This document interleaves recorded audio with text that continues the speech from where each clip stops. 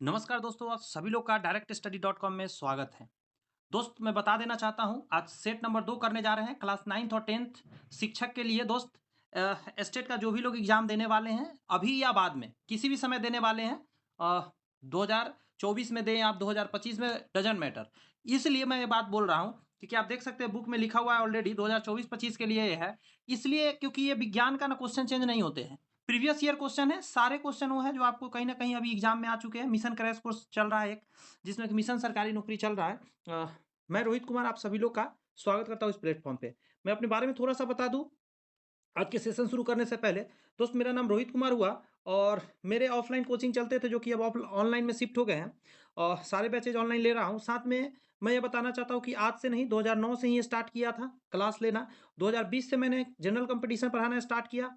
आज मैं खुद भी गवर्नमेंट जॉब में सिलेक्टेड हूँ और मैं बता दूँ आपको कि ढेरों बच्चे जो हैं हमारे यहाँ से SSC, railway, BPSC, teacher, CTET और बैंकिंग ऐसे दुनिया में जाके मतलब जॉइन करके जॉब कर रहे हैं। तो मैं भी हूँ सिलेक्टेड, मेरे स्टूडेंट सिलेक्टेड हैं, लंबे समय का एक्सपीरियंस है, तो आप विश्वास करें आपको एकदम बेहतरीन ऑथेंटिक जो बोलता है ना, वो आपको क्लास मिलेगा एक्सपीरियंस के साथ।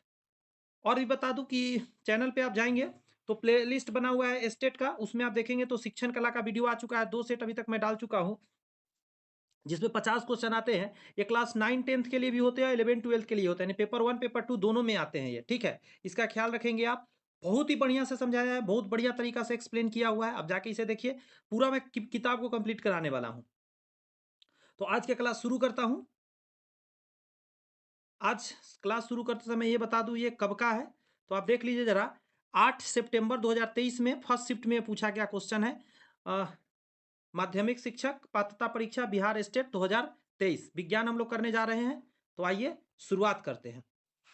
मज़ा आ जाएगा दोस्तों, इस बात को विश्वास कीजिए। लेकिन इससे कि मज़ा कब आएँगे, जब आपको शांति से बने रहेंगे। थोड़ा लंबा वीडियो होते हैं क्योंकि डिटेल भी करता हूँ और टोटल 100 क्वेश्चन होते हैं। 1 घंटा से कम का वीडियो नहीं होगा, अप्रॉक्सिमली 1 घंटा तो दोस्त चल ही जाएँगे। 1 मिनट दे दीजिए मुझे। जी, आइए। पहला प्रश्न आपके आँखों के सामने है। आपने उतना देर में हो सके प्रश्न पढ़ लिया होगा। कुछ लोग जवाब भी दे दिए होंगे। The main technique involved in agriculture biology is, biotechnology is, जैव तकनीक कृषि में सम्मिलित मुख्य तकनीक क्या है? तो आंसर पहला हो जाएगा बायोटेक्नोलॉजी। जब भी बोलेगा तो मन में छोटा चीज़ आएगा, टिश्यू कल्चर उसको बोलते हैं। यानी कि किसी भी पौधा का जो विलुप्त होने वाला है, क्या किया जाता है कि उसके टिश्यू निकाल कर उससे बहुत सारे पौधे बना लिए जाते हैं। इसके थोड़ा-सा डिटेल पढ़ लेते हैं। कह रहा है कि कृषि जैव प्रौद्योगिकी में शामिल हुए तकनीकी उत्तक संवर्धन कहलाता है। उत्तक संवर्धन जिसे मुख्य रूप से पादप उत्तक संवर्धन के नाम से भी जाना जाता है। विभिन्न तकनीक का प्रयोग हो सके पादपों के अंगों को निमज्जित अवस्था में किसी विशेष माध्यम से उगाया जाता है। मतलब एक अलग तरीका से उगाया जाता है, जैसे फूल से, फल से, किसी भी चीज़ से उसके टिश्यू निकाल लिए जाते हैं और नए पौधे बनाए जाते हैं। और उसको लंबे समय तक प्रिजर्व करके भी रखे जाते हैं। नेक्स्ट कह रहा है कि commercially produced chemical substances which increase fertility of soil, व्यावसायिक रूप से उत्पादित किस रसायन पदार्थ से मिट्टी की उर्वरता बढ़ती है? तो शाकनाशी, कीटनाशी, कृमिनाशक या उर्वरक या खाद? तो आंसर ये ना दीजिएगा, उर्वरक या खाद डालने से क्या होता है कि बढ़ता है। नेक्स्ट देखिए जरा, क्वेश्चन आपके सामने है, मैं हिंदी में ही निकाल के देता हूं। ब्रायलर मुर्गियों का दैनिक भोजन प्रोटीन व वसा से युक्त होता है। पोल्ट्री खाद्य में निम्न में से किसका स्तर उच्च रखा जाता है? बताइए तो जरा, इसका आंसर आप क्या देंगे? एक सेकेंड, आप आंसर दीजिए तब तक मैं एक छोटा सा काम कर ले रहा हूं।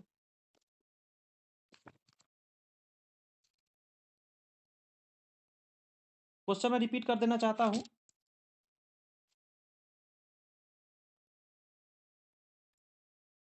या आप खुद एक बार पढ़ लें, एक सेकेंड मैं आपसे ले रहा हूं, ज़्यादा टाइम नहीं बर्बाद करूंगा।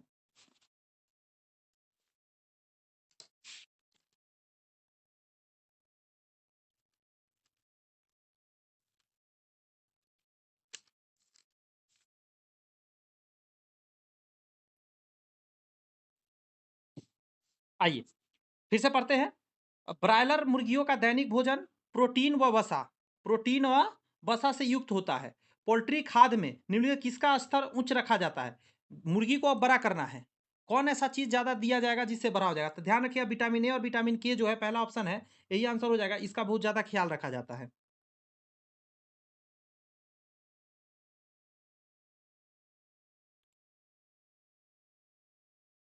पढ़िए इस क्वेश्चन को जरा। कर रहा है वह स्थान जहां मधुमक्खी पालन किया जाता है। ध्यान रखिएगा, मधुमक्खी पालन किया जाता है, तो आंसर क्या हो जाएगा दोस्त? एपियरीज कहलाता है। एपियरीज कहते हुए जहां मधुमक्खी का फार्म स्थापित किया जाता है। मछली का एक्वेरियम कहा जाता है, ये भी पता होना चाहिए। यहां दिया हुआ देखिए, मछलियों के लिए एक्वेरियम होता है। नेक्स्ट जवाब दीजिए, आपके सामने क्वेश्चन में निकाल दिया हूं। कह रहा है कि किसानों के द्वारा फसल चक्र का उपयोग किसकी वृद्धि हेतु किया जाता है? फसल चक्र बढ़ाया जाता है, तो याद रखिएगा हमेशा नाइट्रोजन, मृदा उर्वरक, मृदा में कार्बनिक तत्व, ये सभी हो जाना चाहिए आंसर।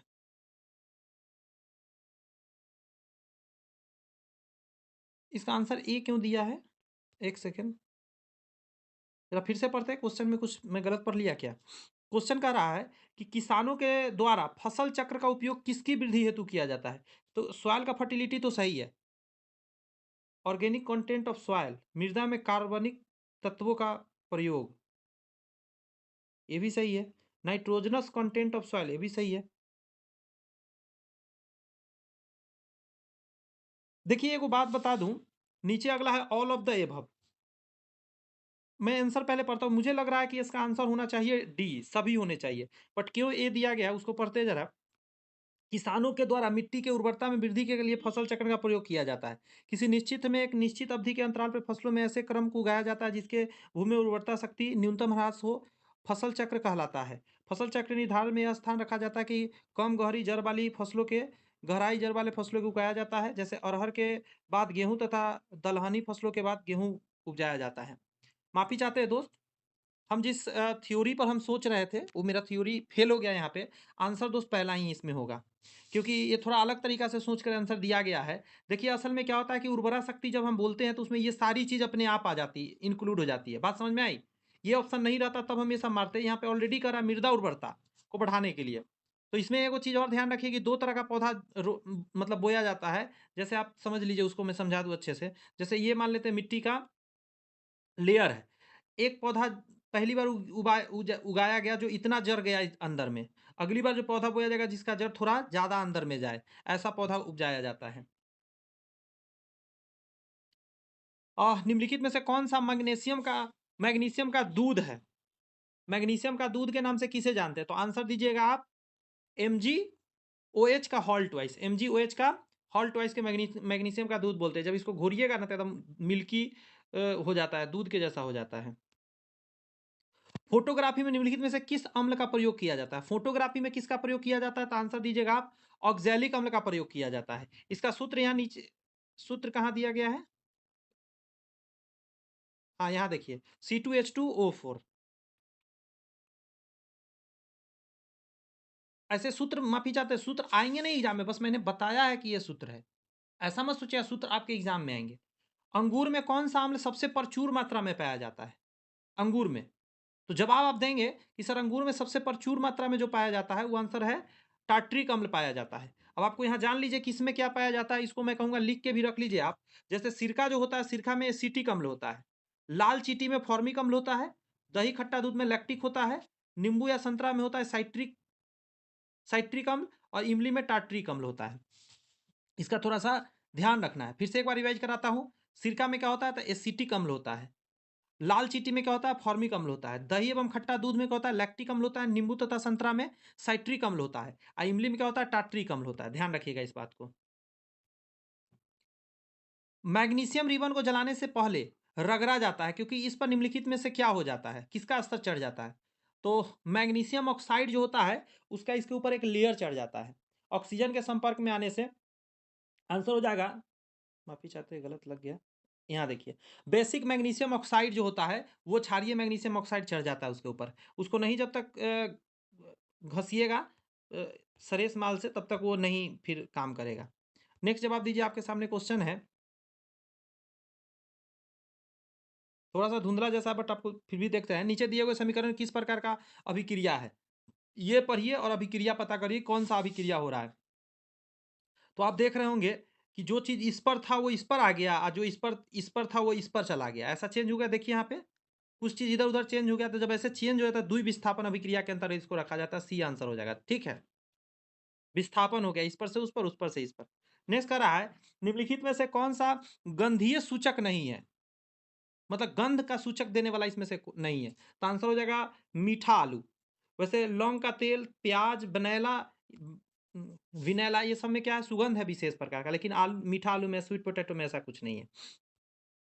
नेक्स्ट जवाब दीजिए, कह रहा निम्नलिखित में से तत्वों के वर्गीकरण का वर्तमान में क्या आधार है, किस आधार पर तत्व को बांटा गया है। तो एटॉमिक नंबर पे बांटा गया, ऑप्शन आप पढ़ लीजिए कहाँ पे है, ये 2 नंबर में है, एटॉमिक नंबर पे बांटा गया है तत्व को।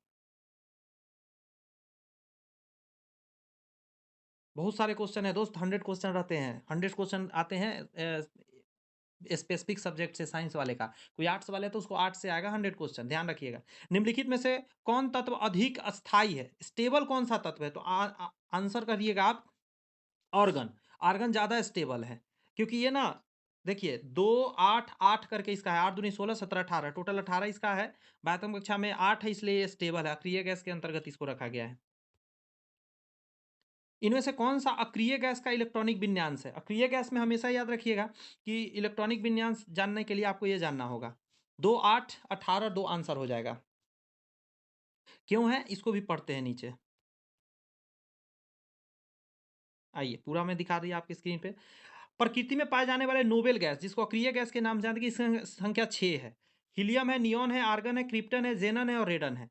इनमें से हीलियम को छोड़कर सभी नोबेल गैस के परमाणु में बातम कक्षा में 8 इलेक्ट्रॉन होते हैं। कुछ नोबेल गैस का इलेक्ट्रॉनिक विन्यास निम्नवत है, जैसे देखिएगा क्रिप्टन का है लास्ट लास्ट में 8 है, नियॉन में 8 है, जेनॉन में 8 है, जबकि जिंक का इलेक्ट्रॉनिक विन्यास होता है 2 8 18 2 होता है। जहां जिंक से तात्पर्य जिंक धातु से है। यह एक नोबल गैस नहीं है, बल्कि आवर्त सारणी में डी ब्लॉक में एक संक्रमण तत्व है। क्वेश्चन पर आ जाते हैं। क्वेश्चन में कहा था कि नहीं है। अब क्वेश्चन पर ध्यान दीजिएगा, पूछा गया था आपका क्या इलेक्ट्रॉनिक विन्यास नहीं है, नहीं पर ध्यान रखिएगा। तो इसमें 8 है, इसमें 8 है, इसमें 8 है, तो लास्ट में 8 है, तो ये सारे क्या है आप समझ गया। इलेक्ट्रॉनिक विन्यास सबसे लास्ट में 8 आ गया, यानी कि ये किसके है, अक्रिय गैस के है। और इसमें 2 है लास्ट में, तो ये अक्रिय गैस के नहीं है। लोहे को जंग से बचाने के लिए क्या किया जाता है, तो उसको बोलते हैं हम लोग सब कुछ कर सकते हैं। आंसर डी करेंगे, क्योंकि हम पेंट भी कर देंगे तो जंग या गैल्वेनाइजेशन करने पर भी नहीं लगेगा, और ग्रीसिंग करने पर भी नहीं होगा, तेल वगैरह लगा देने पर भी जंग नहीं लगता है उस पर। निम्नलिखित में से कौन सा निम्नलिखित में से सॉरी माफी चाहते हैं, मिस्टेक पढ़ रहा हूं मैं। C2H5OH का IUPAC नाम निम्नलिखित में से कौन सा है। तो 16 का आप आंसर देंगे। सोचिए जरा इन चारों में से क्या होगा। इथेनॉल है, प्रोपेनॉल है, मिथेनॉल है, ब्यूटेनॉल है। तो 16 का आंसर क्या हो जाएगा दोस्त। पहले तो आप जानिए कि C2H5 क्या होता है। तो आप कहेंगे सर C2H5 ये इथेनॉल है। इथेन होता है, इथेन में एक जैसे C2H6 इथेन होता है, उसमें से क्या किया गया, एक हाइड्रोजन हटा के OH लगा दिया गया, तो ये हो गया इथेनॉल। ध्यान रखिएगा, नल टाइटल लगता है अल्कोहल के लिए OH जब जुड़ता है। कुछ एग्जांपल आपके सामने दे दिया जो मैंने बोला उस चीज़ का, जैसे इथेनॉल पहला हो गया, फिर होगा प्रोपेनॉल, ब्यूटेनॉल, ये गलत कर दिया, ये ऊपर देना चाहिए था ना, मैंने मेथेनॉल सबसे ऊपर होता है, उसके बाद मेथेनॉल, हेक्सेनॉल, ऑक्टेनॉल, पेप्टेनॉल, ऐसे करके आपका टोटल होते जाते हैं आगे। दिया हुआ हाइड्रोकार्बन है आपके सामने, यहाँ पे दिया गया है, यहाँ भी है एक उसका part, CH3 CH2 CH2 CH2 और CH3। अब आप देखिए इसमें कार्बन कितना है, 1 2 3 4 5 कार्बन है टोटल। तो 5 कार्बन पेंटेन होता है, पेंटेन सिंगल बॉन्ड है तो पेंटेन हो जाएगा, पेंटीन नहीं, पेंटाइन नहीं, ध्यान रखिएगा। डबल बॉन्ड होते तो पेंटीन होता, ट्रिपल बॉन्ड होते पेंटाइन होता, और सिंगल बॉन्ड है तो पेंटेन होगा। मैं फिर बोल रहा हूँ, मेरी बातों को गौर से सुनिएगा। सिंगल बॉन्ड पेंटेन होता है, पेंटीन टीन टीन जब भी लगेगा तो किसी भी, जैसे ब्यूटीन, पेंटीन, हेक्सीन, कुछ भी इन लगेगा जब डबल बॉन्ड वाला होगा। ट्रिपल बॉन्ड रहेगा इसके बीच में, जाए ये जो मैं बात कर रहा हूँ, ये जो बॉन्ड बीच में आप देख रहे हैं सब, अगर कहीं भी ट्रिपल बॉन्ड दिख जाएगा तो पेंटाइन हो जाएगा। ठीक है, कुछ नीचे एक स्ट्रक्चर दिए गए हैं, इसको समझिए जरा। करा पेंटेन आपके सामने दिया गया, सब सिंगल बॉन्ड में है। ब्यूटेन सब सिंगल बॉन्ड में है। मेथेन सारे सिंगल बॉन्ड में है। हेक्सेन सारे सिंगल बॉन्ड में। और देखिए पेंटाइन, पेंटाइन देखिए एक जगह आ गया ना ट्रिपल बॉन्ड। बात समझ में आई मेरी। जी सर, आ गया, बढ़िया समझाया, मज़ा आ गया। जब इथेनॉल सोडियम के साथ क्रिया करता है, तो निम्नलिखित में से कौन-सा गैस निकलती है? इथेनॉल सोडियम से रिएक्शन करके क्या बन निकालता है? तो हाइड्रोजन गैस निकलता है। नीचे रिएक्शन देख सकते हैं, आपको ये रिएक्शन दिया गया है, इसे आप अच्छे से देख लीजिए। रिएक्शन वगैरह आते नहीं है उतना, बट फिर भी पता हो तो अच्छी बात है। ब्यूटेन किसका अणुसूत्र CH4 सॉरी C4H10 है? इनमें कितने संयोजी बंधन हैं? संयोजी बंधन आपसे पूछ रहा है कितने बनेंगे? तो इसको जब फैला कर लिखेंगे तो आप इसका संयोजी बंधन पता कर सकते हैं। तो नहीं, इसका आंसर हो जाएगा बी 13। तो गिन लीजिए, यहाँ पे देखिए जरा, यहाँ पे 13 बताया गया है। एक यहाँ पे लाइनिंग गिन लीजिए कितना लाइन बना है, आपका आंसर मिल जाएगा। जितने लाइन है उतने आंसर हो जाएंगे। निम्नलिखित में से कौन सा कथन वाष्पीकरण का आर्द्रता का पड़ने वाले प्रभाव के संबंध में गलत है? आइए क्वेश्चन देखते हैं अब इधर में। वहां पे हमने पढ़ लिया, अब यहाँ पे आइए। आंसर हो जाएगा बी। कह रहा है समान आर्द्रता। देखिए, समान आर्द्रता कभी वाष्पीकरण की दर को बढ़ाता है, कभी घटाता है। जो देखिए, बात समान आर्द्रता जो है, कभी कभी वाष्पीकरण का प्रक्रिया को बढ़ा भी देगा या कभी कभी उसको घटा भी देता है। आर्द्रता, ये ध्यान रखिएगा। अब कैसे से उसको समझिए, यहाँ पे लिखा गया है, कह रहा है कि आर्द्रता वायु में उसकी गैसीय अवस्था में मौजूद जल वाष्प की मात्रा होता है। आर्द्रता वायुमंडल में बढ़ने पर किसी पदार्थ जैसे जल आदि के वाष्पीकरण की दर घटती है, अर्थात आर्द्रता बढ़ने पर वाष्पीकरण की दर घट जाती है। एक सेकंड, जब घट जाती है तो फिर ये तो आंसर गलत हो गया। ए होना चाहिए। वही तो मैं सोचूं, माफी चाहता हूं, इसका आंसर मिस प्रिंट है यहाँ पे दिया हुआ, कंफ्यूज हो रहे थे। अब क्लियर है, ये जो है ना लिखा हुआ, ये गलत लिखा हुआ है। इसका आंसर दोस्त ए होगा। ठीक है, प्रिंट गलत है, क्योंकि आर्द्रता बढ़ने पर क्या होता है ना कि वाष्पीकरण की दर घट जाता है। ध्यान रखना इस चीज को। बुक ही तो है, मिस प्रिंट हो जाते हैं।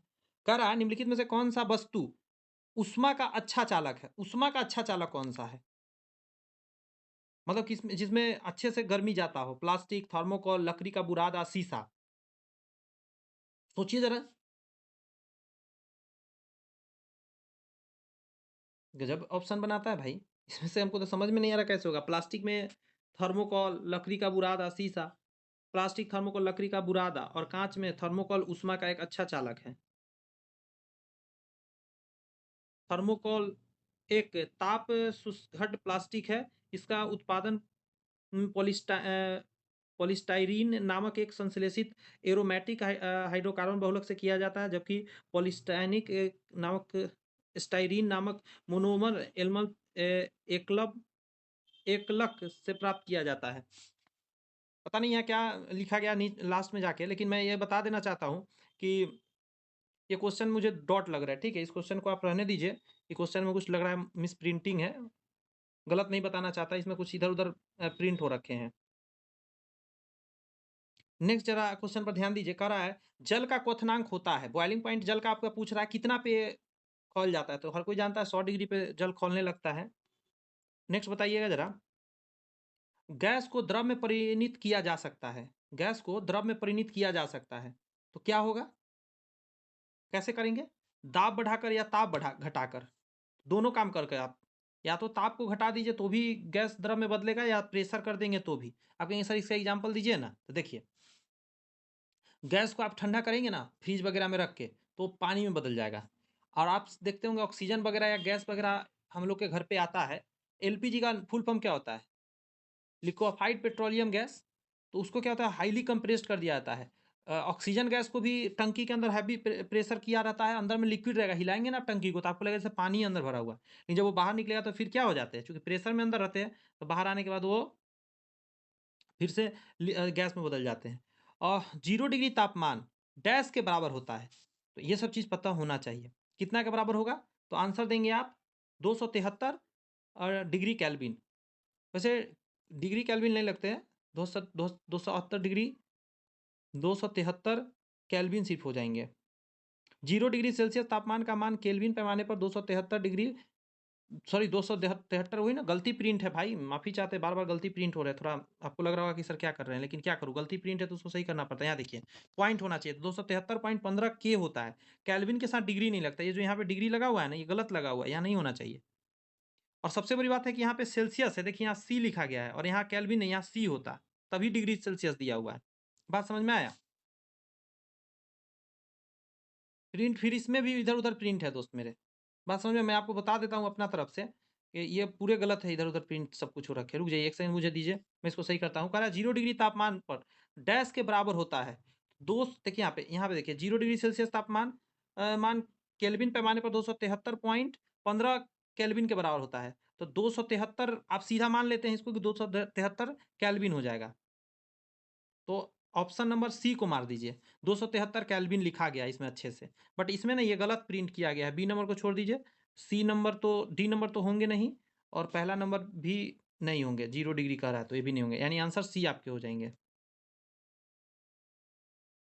नेक्स्ट क्वेश्चन को आइए देखते हैं। कह रहा है कि प्रति सेकंड पृथ्वी की सतह से प्रति वर्ग मीटर ग्रहण किए गए सौर ऊर्जा का मान डैश होता है। तो आंसर इसका सही है आपका 1.36 किलो जूल पर सेकेंड पर 1.36, मतलब सॉरी इसको तो रिपीट कर दिया गया यहाँ पे, तो फिर से ही रिपीट है, इतना को भूल जाइए, ये तो रिपीट लिख दिया, वही तो मैं सोचूं। यहाँ देखिए यहाँ से यहाँ तक आंसर है 1.36 किलो जूल पर सेकेंड, बस इतना ही आंसर था। ये जो यहाँ से है ना, ये गलत तरीका से प्रिंट दिया गया है इस किताब में, लेकिन किताब बहुत अच्छा है, आप इससे नहीं नाराज हो जाइएगा। किताब में जेन्यून चीज दिए गए हैं, ये जान लीजिए। प्रीवियस ईयर क्वेश्चन को बनाया है, बहुत अच्छा है, बस प्रिंटिंग है थोड़ा, नया नया बुक निकला है अभी, थोड़ा सा प्रॉब्लम होते हैं। जब सारे लोग भेजेंगे कि यहाँ गलती, तो अगली बार से वो सही करेगा। गैसों को द्रवित किया जा सकता है, गैसों को द्रवित किया जाता है उच्च दाब और निम्न ताप पर। ताप को घटा दीजिए, दाब बढ़ा दीजिए, तुरंत वो द्रव में बदल जाएगा। नेक्स्ट होता है गैस पदार्थ में कणों के बीच की गति डैश होती है। तो यादृच्छिया होती है, इधर उधर किसी भी डायरेक्शन में वो मूव करते रहता है, उसका कोई निश्चित डायरेक्शन नहीं होता है। दूध में मक्खन को अलग किया जाता है, दूध से मक्खन अलग किया जाता है, उस प्रोसेस को क्या नाम दिया गया है? सी हो जाएगा दोस्त, सब कंसंट्रेशन मेथड। इसको उप सकेंद्री विधि द्वारा अलग किया जाता है, गोल गोल नचाया जाता है, जिससे जो भारी होते हैं मक्खन इसलिए अलग हो जाते हैं और दूध अलग हो जाते हैं। ट्रिटियम निम्नलिखित में से किसका समस्थानिक है? तो आंसर हो जाएगा हाइड्रोजन के, टाइट्रियम। हाइड्रोजन के 3 समस्थानिक है, ठीक है। आपको हम तीनों बताते हैं, पहला प्रोटियम, ड्यूटेरियम और ट्राइटियम, ठीक है। यही ट्राइटियम के बारे में पूछा गया था। अब आपके मन में एक और चीज चल रहा होगा कि सर समस्थानिक क्या होता है। तो देखिए, समस्थानिक मतलब समान स्थान, मतलब परमाणु संख्या समान हो लेकिन परमाणु द्रव्यमान अलग हो। तो आप तीनों का द्रव्यमान परमाणु अलग है लेकिन परमाणु स्थान एक ही है। किस विधि द्वारा समुद्री जल से नमक प्राप्त होता है? तो पहला ही हो जाएंगे, बाष्पीकरण कर दिया जाता है सिंपली।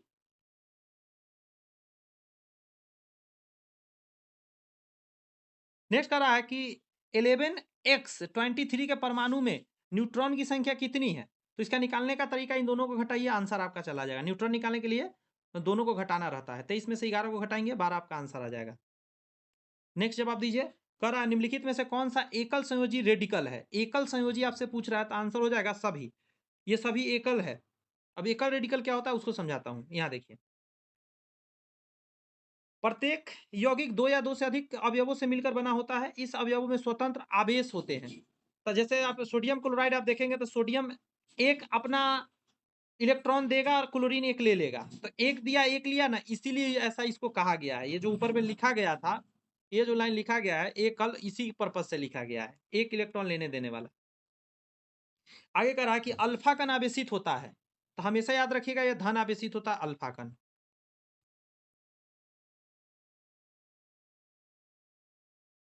अरस्तु ने पादपों को जड़ी बूटियों, झाड़ियों और वृक्षों के रूप में किसके आधार पर वर्गीकृत किया था?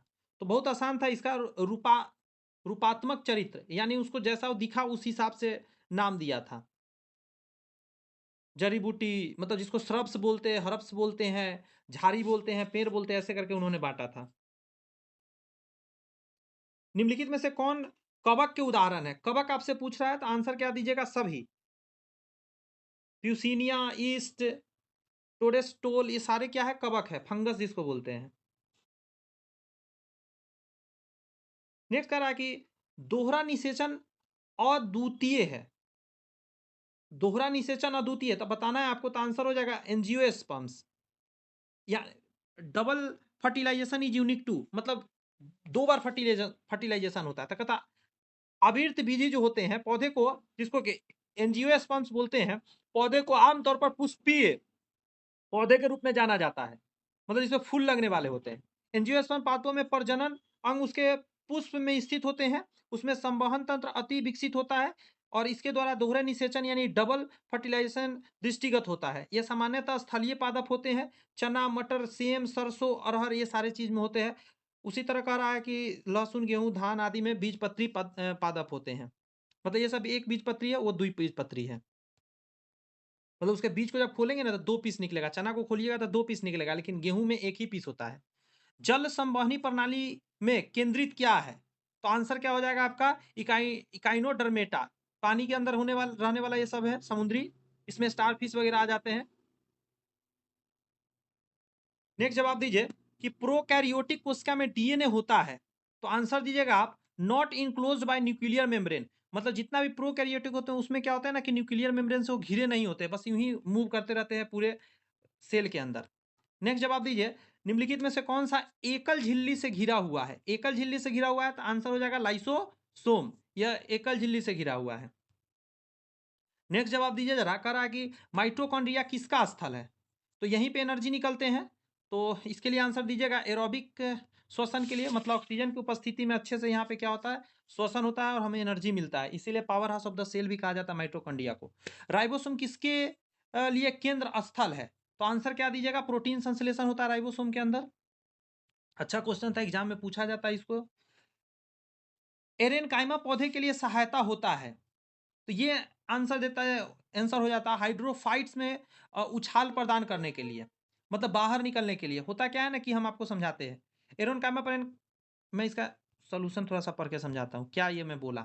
देखिए, एरेनकाइमा पेरेनकाइमा का एक विशेष प्रकार है, पेरेनकाइमा का ही एक पार्ट है एरेनकाइमा, जिसमें बड़े वायु गुहाएं, वायु रिक्त स्थान होते हैं। ये वायु पौधे को तैरने में मदद करते हैं, जिन्हें कि उत्प्लावक प्रभाव होते हैं, मतलब पौधे पानी के ऊपर तैर सकते हैं। जलकुंभी हो गया, वाटर लिली हो गया, कमल हो गया, फ्लोरिंग हार्ट्स हो गया, डकवीड हो गया, ये सारे पौधे के डंठल को आप जब दबाएंगे ना या पत्ती को, तो आप देखेंगे उसके अंदर बहुत खाली खाली जगह है जिसमें हवा भरा हुआ रहता है।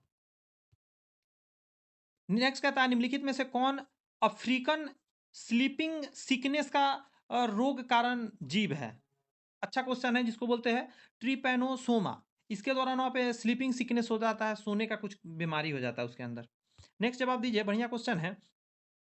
बेरिसेला वायरस होता है, तो आंसर पहला ही हो जाएगा चिकन पॉक्स के लिए। बेरिसेला वायरस चिकन पॉक्स के लिए होता है, फैलाने वाला। 45 दीजिए, 50 होने ही वाला है। कार्बन डाइऑक्साइड और ऑक्सीजन बर्न बर्न धातु तक, जिसको मेसोफिल कोशिका में कैसे अंदर और बाहर आते जाते हैं, ये आपसे पूछ रहा है। तो आंसर क्या दिया? विसरण क्रिया द्वारा। गैस के लिए जब भी कोई बात हो तो विसरण मारिएगा। लिक्विड के लिए, लिक्विड के लिए क्या था? क्या था? विसरण एक होते हैं, एक और क्या होते हैं? आसवन करके होते हैं। नेक्स्ट बताइए, सजीव में पाया जाने वाला जैव प्रकर्म है, सजीव में क्या पाया जाता है? तो श्वसन भी होता है, पोषण भी होता है, जनन भी होता है, यानी सब होता है। इसके अलावा भी होते हैं, आप यहाँ देख लीजिए जरा क्या क्या होते हैं। प्रचलन होते हैं, आते जाते यहाँ वहाँ है, श्वसन होते हैं, वृद्धि होते हैं, प्रजनन होते हैं, उत्सर्जन होते हैं, पोषण होते हैं, ये सारे चीज जीवों में होते हैं जीवन जीने के लिए। पत्तियों में फ्लोएम कहाँ रहता है? तो आंसर दीजिएगा towards lower dermis of leaf, पत्तियों के निचले एपिडर्मिस के तरफ रहता है। क्वेश्चन डीप है, कोई नहीं। जैव विधृत कचरे का किस प्रक्रिया द्वारा खाद में परिवर्तित किया जाता है? ये बहुत अच्छा टेक्नोलॉजी है खाद बनाने की, जिसको कंपोस्टिंग बोलते हैं। कंपोस्ट विधि लगाइए, खाद बना दीजिए जितना कचरा है, और वो पौधों में पटाइए, वो बहुत काम का होता है। ऑर्गेनिक खाद के नाम से जानते हैं। ओजोन परत में ह्रास निम्नलिखित में से किसके कारण होता है? तो क्या ऐसा है? तो क्लोरोफ्लोरोकार्बन के नाम से जानते हैं, CFC, इसके द्वारा ओजोन लेयर खत्म हो रहे हैं। जितने भी ठंडे वाले यंत्र हम प्रयोग करते हैं उससे प्रॉब्लम ज्यादा होते हैं। करा, पर्यावरण संरक्षण का क्या अर्थ है? पर्यावरण संरक्षण का मतलब क्या आप समझते हैं? तो आप कहिएगा सर प्राकृतिक संसाधनों का संरक्षण को ही क्या हम लोग बोलते हैं? पर्यावरण संरक्षण बोलते हैं। प्रकृति ने जो भी दिया है उसे हम लोग को बर्बाद नहीं करना चाहिए, अच्छे से रखना चाहिए। प्राकृतिक पर्यावरण में क्या सम्मिलित है? प्राकृतिक पर्यावरण सम्मिलित क्या है? जैवीय और अजैवीय दोनों हो जाएगा ना, बायोटिक और अबायोटिक दोनों हो जाएंगे। आंसर डी दिया गया है। कैसे दिया गया है? एक सेकंड देखिए तो पढ़ता हूँ इसका जरा, फिर कुछ गलती है क्या? कह रहा है कि प्राकृतिक पर्यावरण में पर्यावरण के जैविक तथा अजैविक दोनों सम्मिलित है। देख लीजिए दोनों सम्मिलित कर रहा है ना, तो आंसर यहाँ पे इसका मतलब क्या, डी ये गलत प्रिंट है, ये डी गलत प्रिंट है, आपका आंसर हो जाएगा सी, यानी ए और बी दोनों होंगे। ध्यान रखना पड़ता है, अगर नहीं कंसंट्रेशन किया करे आदमी तो इसे मिस प्रिंट रहेंगे तो गलती याद कर लेगा। निम्नलिखित में से मानव शरीर द्वारा उत्पादित प्रमुख अपशिष्ट कौन है? शरीर से क्या क्या निकलता है? दोनों चीज निकलता है। इस बार ठीक दिए गए आंसर सी। नेक्स्ट कर रहा है मानव मस्तिष्क का निम्नलिखित में से कौन सा भाग वृद्धि और चतुराई का केंद्र है? वृद्धि और चतुराई का केंद्र, तो आंसर दीजिएगा सेरिब्रम। सेरिब्रम को बुद्धि और चतुराई का केंद्र माना जाता है। नेक्स्ट कर रहा है कि फल निम्नलिखित में से पुष्प के किस भाग से बनता है? कौन सा भाग है? तो आंसर क्या कहेगा, अंडाशय फल में बदल जाता है बाद में जाके। मादा मानव में निषेचन कहाँ होता है? तो हर कोई जानता है फेलोपियन ट्यूब के अंदर होता है और बाद में वो यूटेरस के अंदर गर्भाशय में आ जाता है और वहीं पे बच्चे पलते हैं गर्भाशय के अंदर। 45 यानी 45 वर्ष के करीब महिलाओं में मासिक स्राव बंद हो जाता है, इस अवस्था को क्या कहा जाता है? तो पहला ही हो जाएगा मेनोपॉज बोलते हैं, बट ऐसा होता नहीं है। आपको मैं समझा दूं, ये 100% महिलाओं में लागू नहीं है। बहुत ऐसी महिला है जिसका 60 70 70 80 80 वर्ष तक, जी हाँ, माँ बनी है, तो ये अपवाद केस माने जाते हैं। ऐसे मेनली माना जाता है 50 55 60 इसके बीच में जाकर क्या होते हैं, मेनोपॉज आते हैं, मासिक धर्म खत्म होने लग जाते हैं, फिर वो माँ नहीं बन सकती। अनुवांशिकता के जनक कौन है? अनुवांशिकता के बारे में बताने वाले कौन है? ग्रेगर जॉन मेंडल को माना जाता है। इनके बारे में पढ़ना बहुत जरूरी है, मैं पढ़ के सुनाता हूँ। ग्रेगर जॉन मेंडल को आधुनिक अनुवांशिक का जनक माना जाता है। उन्होंने मटर के पौधों पर अपना प्रयोग किया था, अनुवांशिक के नियम का प्रतिपादन किया था। 7 जोड़ी गुणसूत्र पाए जाते हैं, जीवों के गुणसूत्रों को उपस्थित जीव ये पीढ़ी दर पीढ़ी आगे बढ़ते हैं, ऐसा कुछ इन्होंने बताया था। नेक्स्ट क्वेश्चन है मेंडल ने अपने अध्ययन के निम्नलिखित में से किस लक्षण का चयन किया था? कौन सा लक्षण था? तो सारे लक्षण था। तने की लंबाई, फूल की स्थिति, फूल का रंग, बीज का आकार, फल का रंग, बीज का रंग, किस, ये सारी चीज का उन्होंने ध्यान रखा था, प्रयोग किया था। उस समूह का चयन करें जिसमें अधिकतम गुण हो, मतलब सॉरी समान गुण हो। एक ही प्रजाति के दो व्यक्ति, सोचिए, समान गुण के बारे में कह रहा है, यही आंसर हो जाएगा ना। अलग अलग की बात, two individual of same genus नहीं, हमेशा याद रखना है कि सेम स्पीसीज जो होते हैं ज्यादा समान होते हैं, ये सब फैमिली वैमिली नहीं। किस गतिमान वस्तु के लिए विस्थापन और दूरी का अनुपात होगा? सोचिए जरा, आंसर क्या होंगे? 60 के आंसर आपको देना है।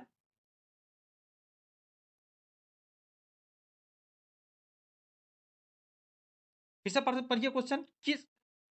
किसी गतिमान वस्तु के विस्थापन और दूरी का अनुपात होगा।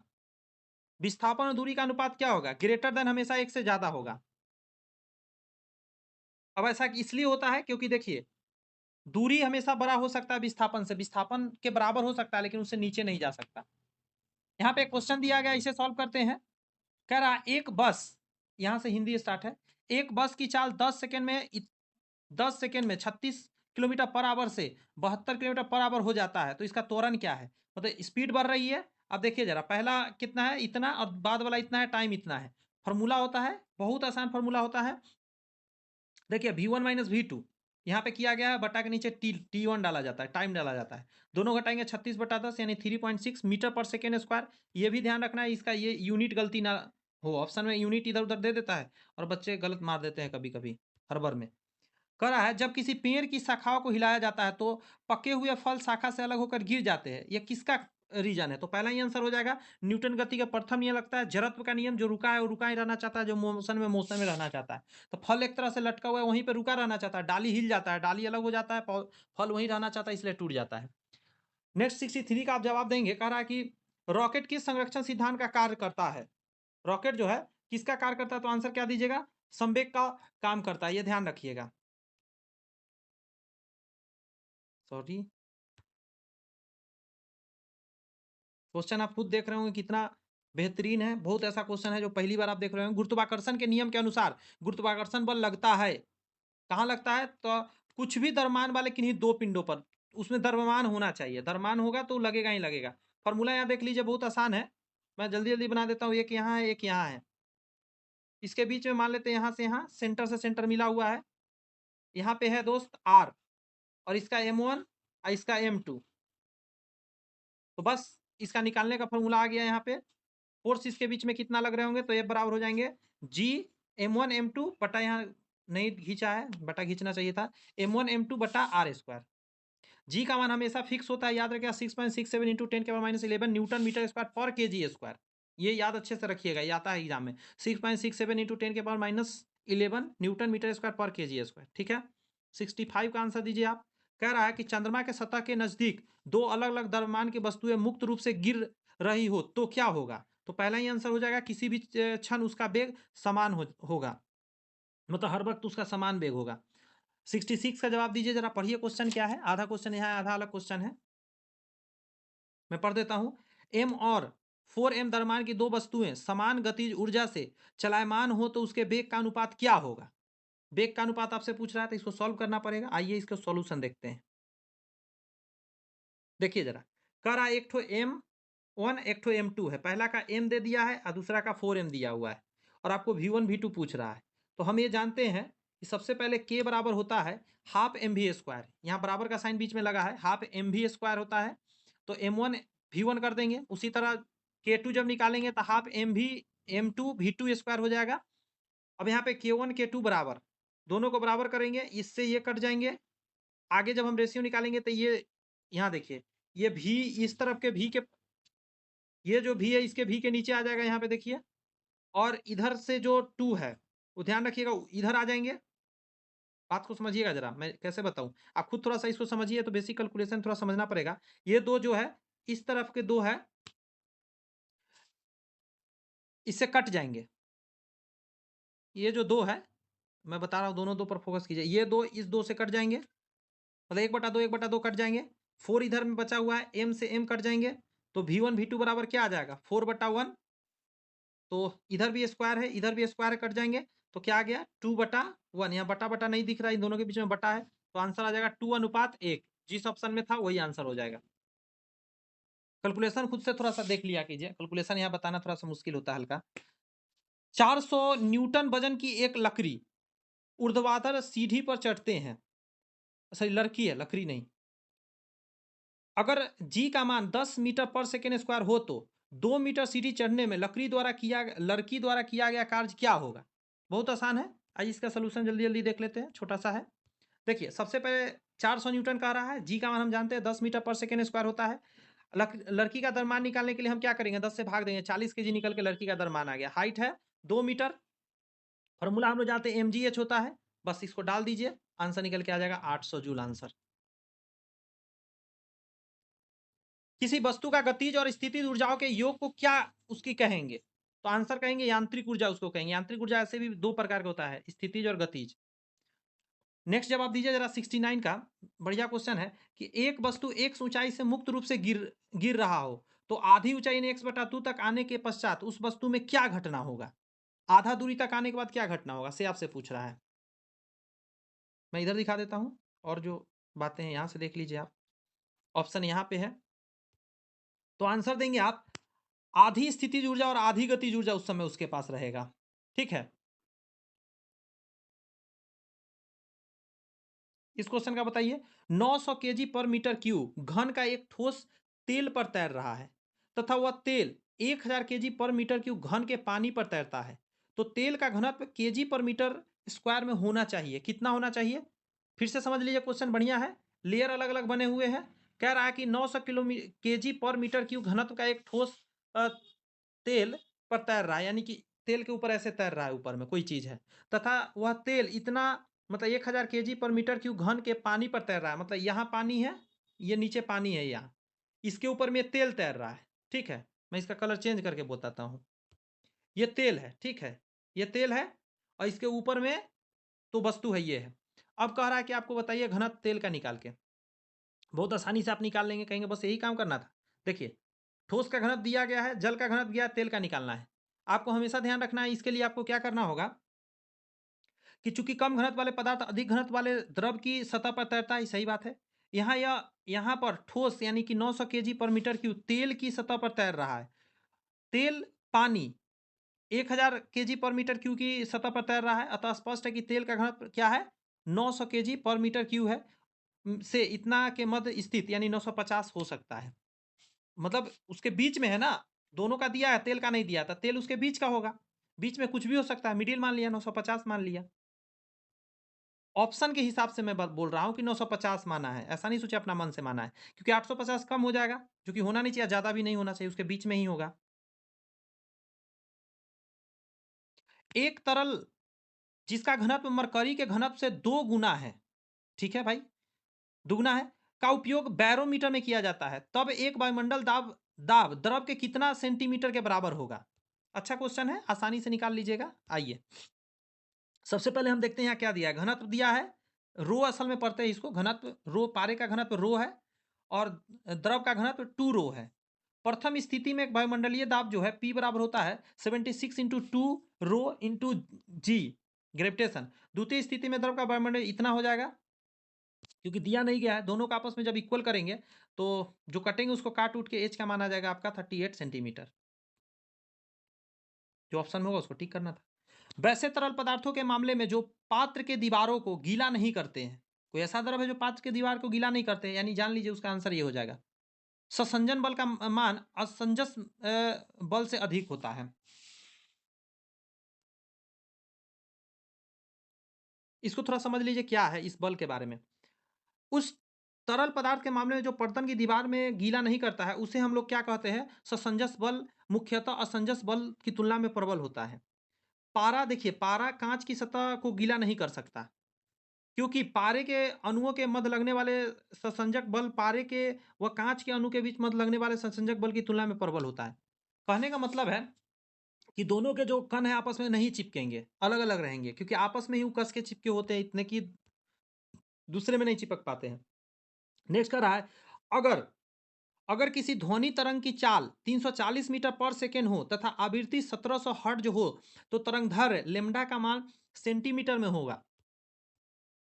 क्वेश्चन भी है, सॉल्यूशन देखते हैं जरा। कह रहा है कि ध्वनि तरंग दिया गया है कितना, 340 मीटर पर सेकेंड स्क्वायर, ध्वनि की आवृत्ति भी दे दिया है आपको।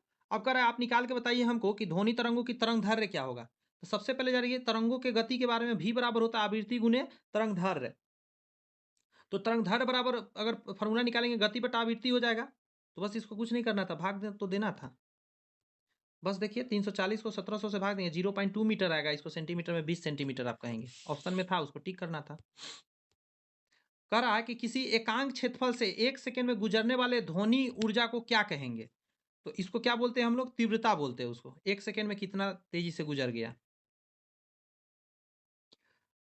मानसून शब्द किस भाषा से लिया गया है, मानसून कहाँ का भाषा शब्द है, तो आप कहेंगे कि सर ये अरेबिक भाषा है मानसून। पूर्वी तट पर डेल्टाई भागों में किस प्रकार की मिट्टी पाई जाती है, किस प्रकार की मिट्टी पाई जाती है, तो आप कहेंगे सर आंसर हो जाएगा आपका जलोढ़ मिट्टी।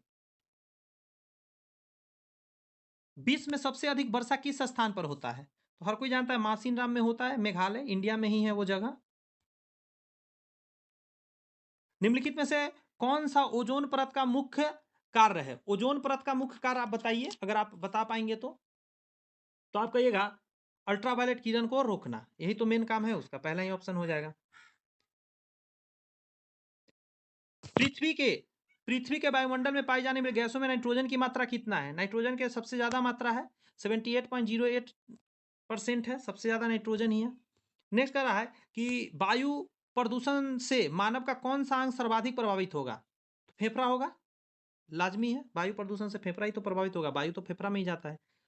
चिपको आंदोलन के नेता कौन थे, तो सुंदरलाल बहुगुणा हो जाएगा, पहला ही आंसर हो जाएगा, पहले भी ये हम लोगों ने देखा था। सतत पोषणीय विकास की संकल्पना सर्वप्रथम किस कमीशन ने दिया था, तो 82 का आंसर पहला ही हो जाएगा, ब्रंटलैंड कमीशन ने दिया था। समय भी देख लीजिए यहाँ पे दिया गया है, 1987 के समय में ऐसा हुआ था, फिर पृथ्वी सम्मेलन हुआ था 1992 में, उस समय भी कहा गया था इसी के बारे में। नेक्स्ट कह रहा है कि बॉम्बे हाई किस वस्तु के लिए उत्पादन के लिए जाना जाता है, तो बॉम्बे हाई निकाला जाता है पेट्रोलियम, बॉम्बे हाई से क्या निकाला जाता है, पेट्रोलियम। ये भी जान लीजिए ये कब बना था। कह रहा है बॉम्बे हाई जो है महाराष्ट्र में पश्चिमी तट पर स्थित एक तेल क्षेत्र है, जो भारत में पेट्रोलियम के उत्पादन के लिए जाना जाता है, तेल क्षेत्र में 1965 में हुई थी, जबकि 1974 में जाके यह लगा था ओएनजीसी के द्वारा। नेक्स्ट पढ़ते हैं, कह रहा है कि निम्नलिखित में से कौन सा अनवीकरणीय ऊर्जा का स्रोत है। अनवीकरणीय जिसको नया नहीं बनाया जा सकता था, कोयला है, इसको दोबारा नहीं बनाया जा सकता, लंबे समय से बने हैं खुद ही। नेक्स्ट क्वेश्चन है, निम्नलिखित में से 85 के जवाब आपको देने हैं, निम्नलिखित में से किस पदार्थ का उपयोग नाभिकीय ऊर्जा के उत्पादन में किया जाता है? तो आंसर कहिएगा यूरेनियम का।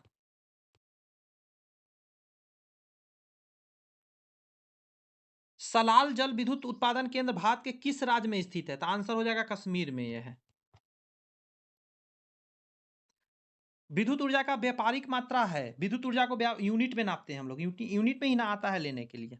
और 1 यूनिट बराबर, ये ध्यान रखिएगा, 3.6 गुने 10 के पावर 6 जूल होता है। ये भी याद रखना है आपको, छोटा है लेकिन काम की बात है, ये यहाँ दिया हुआ फिजिक्स का क्वेश्चन था। विद्युत शक्ति का ऐसे मात्रक क्या है? विद्युत शक्ति क्या चीज में वाट में नापा जाता है ना, तो वाट ऑप्शन हो जाएगा।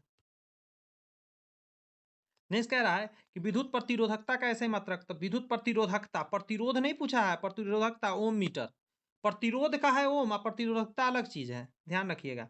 और यहाँ पे दिया गया किसका क्या है, तो जैसे पहला है विद्युत प्रतिरोधकता तो ओम मीटर, विद्युत धारा तो एम्पियर नापते हैं, विद्युत प्रतिरोध ओम में, विद्युत विभवांतर वोल्ट में, विद्युत चालकता सीमेंट प्रति मीटर में। सीमेंट नहीं, सीमेंस गलती कर दिया मैंने, माफी चाहता हूँ। बैटरी में प्राप्त, बैटरी से प्राप्त विद्युत धारा क्या होता है? डीसी होता है, हमेशा बैटरी डीसी करंट देता है हम लोग को, और जो जनरेटर होता है एसी देता है। और शुष्क सेल में, शुल्क नहीं, शुष्क सेल में ऋण इलेक्ट्रोड किसका बना होता है? तो हमेशा जिंक का बना होता है, ध्यान रखना है वो। डायनमो में क्या होता है? डायनमो क्या करता है? तो डायनमो हमेशा याद रखिए, क्या कहती है, यांत्रिक ऊर्जा को विद्युत ऊर्जा में बदल देता है। विद्युत चुंबक बनने के लिए प्राय किस पदार्थ के क्षार का उपयोग किया जाता है? विद्युत चुंबक बनाने के लिए तो सॉफ्ट आयरन का प्रयोग किया जाता है। 1 मीटर के स्केल पर 0 से 2a के बीच 20 विभाग मतलब काटा गया है, तो कह रहा है इसका अल्पांक मात्रा क्या होगा? तो बस इसको 2 से 20 से भाग दे दीजिए, 0.1 a हो जाएगा। बेसिक सा कैलकुलेशन आपसे पूछा है। विद्युत परिपथ में दो बिंदुओं के बीच विभवांतर मापने के लिए क्या प्रयोग करते हैं? तो वोल्ट मीटर लगाते हैं, ताकि हमको पता चल जाए कितना है। अब कौन सा मीटर से क्या नापा जाता है ये देख लीजिए। सबसे पहले ए मीटर से हम लोग क्या नापते हैं? विद्युत परिपथ में विद्युत धारा का माप। वोल्ट मीटर से विद्युत परिपथ में दो बिंदुओं के बीच विभवांतर मापते हैं। गैल्वेनोमीटर से विद्युत परिपथ में विद्युत धारा की उपस्थिति का पता लगाते हैं। बैरोमीटर से वायुमंडलीय दाब को मापने का यंत्र है। इलेक्ट्रोमीटर से दूध की घनत्व नापते हैं। कर रहा है किसी अंतरिक्ष यात्री को आकाश कैसा दिखता है? तो काला दिखता है। कहाँ है काला? पहला ऑप्शन हो जाएगा। ओजोन लेयर के कारण हम लोग को ऐसा कलर का दिखता है। तेल लगा कागज क्या होता है? इसको बोलते ट्रांसलूसेंट, हल्का हल्का उसमें प्रकाश इस तरफ से उस तरफ जाएगा या हम लोग को दिखेगा। नेक्स्ट कर रहा है कि कौन सा लेंस अपसारी लेंस भी कहलाता है? तो हमेशा याद रखिए, उत्तल लेंस को अपसारी लेंस भी कहा जाता है। बढ़िया क्वेश्चन आया है। प्रकाश के परिवर्तन के कितने नियम है? तो प्रकाश के परिवर्तन के 2 नियम है। लास्ट क्वेश्चन का जवाब दे दीजिए जरा।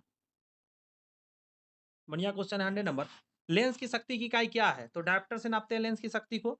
अब किसको क्या चीज से नापते हैं यहाँ दे दिया गया है, इस लिस्ट को देख लीजिए। जैसे लेंस की शक्ति को डायोप्टर से नापते हैं, लंबाई को मीटर से, द्रव्यमान को किलोमीटर, त्वरण को मीटर पर सेकेंड स्क्वायर, विद्युत धारा को एम्पियर से, शक्ति को जूल प्रति सेकेंड या वाट से नापते हैं। यहाँ पे दोस्त 100 क्वेश्चन का ये जो सेट था हम लोगों ने कंप्लीट किया। आपसे इतना ही रिक्वेस्ट करेंगे, यदि मेरा मेहनत अगर आपको पसंद आ रही है, आपको लग रहा है कि हाँ जेन्यून चीज़ मैं ला के आपके बीच रख रहा हूँ, क्योंकि ये क्वेश्चन मैंने सेट नहीं किया, ऑलरेडी एग्जाम में आ चुके हैं, तो प्लीज़ फॉलो कर लीजिए चैनल को। सब्सक्राइब, फॉलो मतलब सब्सक्राइब कर लीजिए और बेल आइकन प्रेस कर लीजिए, ताकि आपको जो भी वीडियो अपलोड हो रहे हैं आप तक पहुंच सके। चैनल पे बहुत सारे ऑलरेडी वीडियो है और चल रहे हैं, उसे जाकर देखिए। ये उसी में का एक एग्जांपल यहाँ देख सकते हैं, मैथ पूरा कंप्लीट कराया जा रहा है, नंबर सिस्टम उसमें आप जाके देख सकते हैं, सिंपल साधारण भाषा में। और साथ में एक साइंस का भी चल रहा है सीरीज दोस्त, जो अभी आप कंप्लीट किए हैं। इसके अलावा आप देख सकते हैं जीएस के चल रहे हैं, बता दे रहा हूँ कौन कौन चल रहे हैं, ये सारे चल रहे हैं। आप इसे देख सकते हैं, किसी भी एग्जाम में आएंगे और आप एग्जाम में बढ़िया कर जाएंगे। तो चलिए, मैं रोहित कुमार आपसे विदा लेता हूँ। इस वीडियो में इतना ही रहेगा, नेक्स्ट पार्ट लेकर बहुत जल्द आ रहा हूँ। तब तक सारे को रिवाइज कीजिए, अच्छे से मन लगा कर पढ़ते रहिए। Thank you, bye bye, all the best.